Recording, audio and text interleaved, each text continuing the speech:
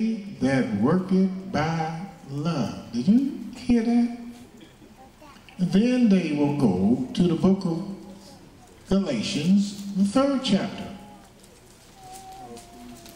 to show us and try to explain to us how being obedient to Yahweh will cast us out of grace and out of faith with Yah. And look how they try to pull away this con. They have to be of a stout heart and very courageous with Yah, because they can trick a weak-minded person with this little fancy talk they get. Look how they take it up in the 3rd chapter, the 9th verse. So then they which be of faith are blessed and faithful with Abraham. Blessed with faithful Abraham. For as many as are of the works of the law are under the curse.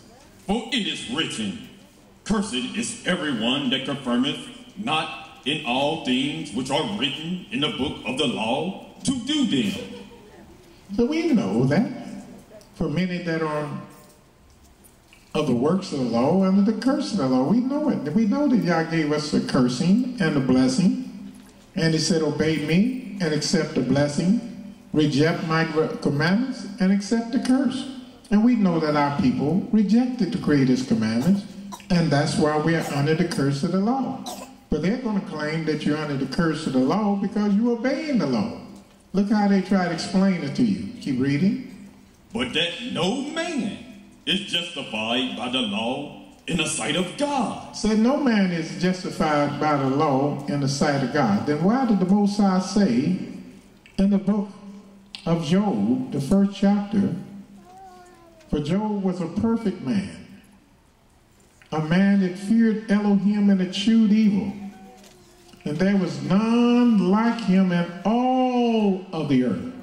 Why did Yah have such perpetual love for a man that was righteous if no man can be saved by the law? How was Noah saved? How was Abraham saved? How was Isaac and Jacob saved? It is evident, for the just shall live by faith. And the law is not of faith, but that the man that doeth them shall live in them. Christ has redeemed us from the curse of the law. He redeemed us. In other words, you say if you keep the law, that's the curse. And he redeemed you from the curse of the law. So you don't have to worry about not tapping on your neighbor's door to be with his wife when he goes to work from home. You can just go right on in and be with her, steal your neighbor's money, and sell crack to your little brothers. Do anything you want to, because Christ has redeemed us from the curse of the law. Then these women want to get together and say, quit murdering our children. And they are supporting these panhandlers that's teaching this garbage, this doctrine against the Creator. This is an abomination what you're reading here, but you got to have eyes and can see and ears and can hear. Keep reading. And the law is not of faith, but the man that doeth them shall live in them. Christ hath redeemed us from the curse of the law, being made a curse for us. For it is written, Cursed is everyone that hangeth on a tree. Also, if you look at verse 24, let's read that. Wherefore the law was our schoolmaster to bring us unto Christ, that we might be justified by faith. Now that's thing, what they're saying. Now the law, if we kept the law, we learned about Christ, right? Well, no wonder the Christians never learned about JC. No wonder they don't know nothing about him. Because they never kept the law. The scripture said wisdom is the principal thing, therefore get wisdom, but with all you're getting, get understanding.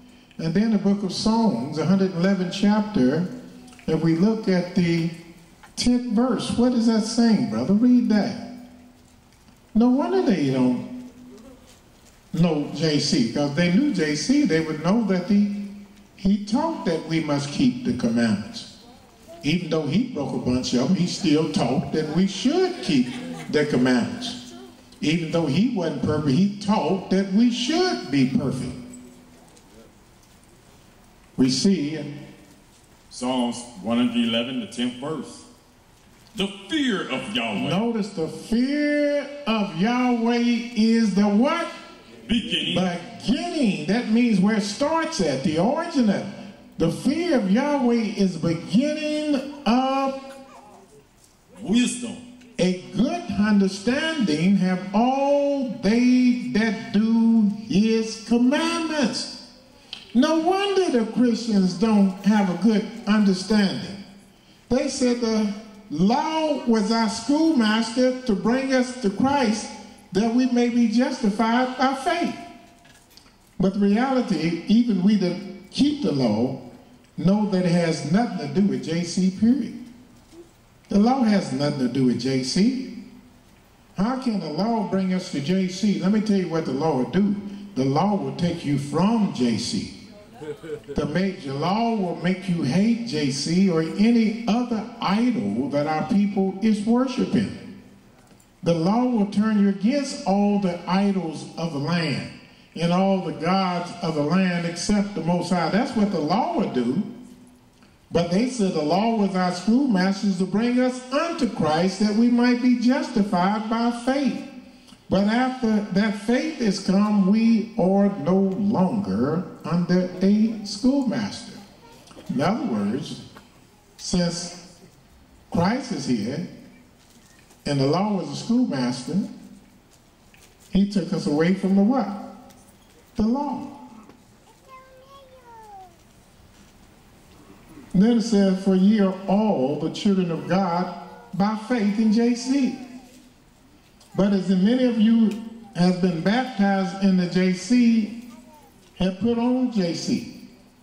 And then it says, there's neither Jew nor Greek, there's neither bond nor free, there's neither male nor female, but we are all one in JC.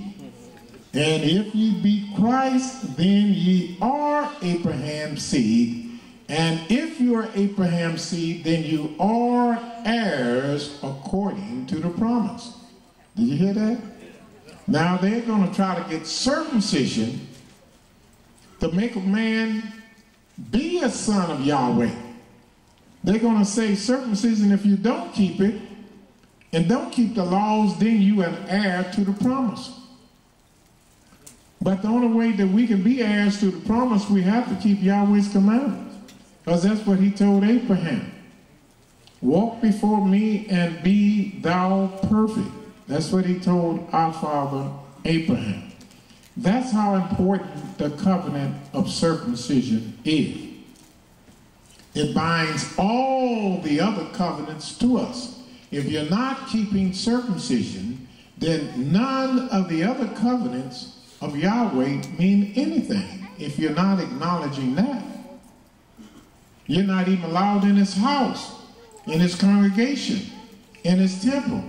You have to be circumcised in heart and flesh. The stranger has to do that. The second great covenant, which the Christians are not keeping, no Christian is keeping, is what? The Sabbath day. How you know no Christian is keeping circumcision? Because the whole New Testament